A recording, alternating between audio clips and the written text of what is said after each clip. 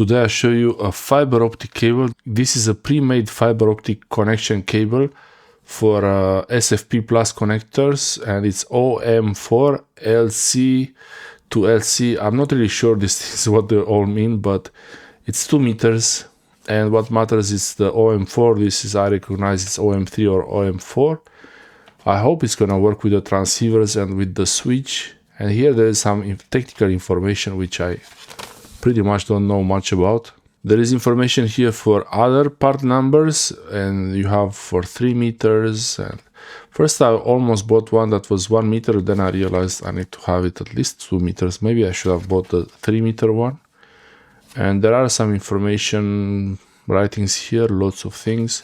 I bought this from Amazon, and I don't know, this Fly Pro focus on fiber optics.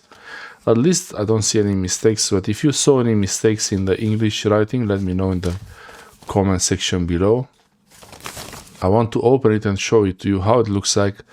The LC connectors, I think it's the connectors LC to LC, OM4, and it's a dual link.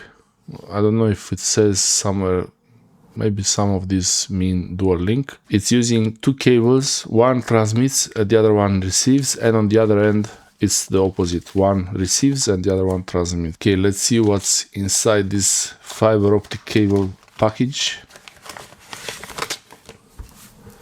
So this is the cable. These cables are color coded, so the color means something.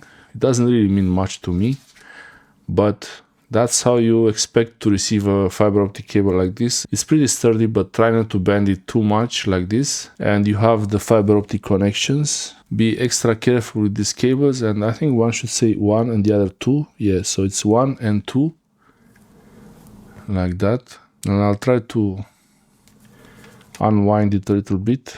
Hope I don't break it. This is easy to break, but hopefully not that easy. Okay, so you have, this is the fiber optic cable, and it's 2 meters, and both connectors, they are the same because they will connect to the same way to the transceiver, to the SFP plus transceiver. And from what I understood, you could actually make this at home, but it's so easy to buy them ready-made. And also I see there is this kind of heat shrink, which is B, and the heat shrink again on this one, it's A. So the A connects to B, like that, I think. I'm not sure. So I have here number 2, and 1 is on the heat shrink, and here on the heat shrink is 1 again. So they are the same right here. These are the connectors. When you use these connectors, first you have to unplug these caps, and that's the fiber optic. It's very polished, finely polished on the end there. So you have two fiber optic connections ready to use. So they will all have to be, when using them, they will all have to be like this, without the caps, without the terminals on them. They seem pretty good quality. I don't really know for sure. I'll try to put this back here without doing any side pressure on them. Okay. And this one also. Okay. Now that the cable is protected there, you could actually try to pull this through conduit, through the walls.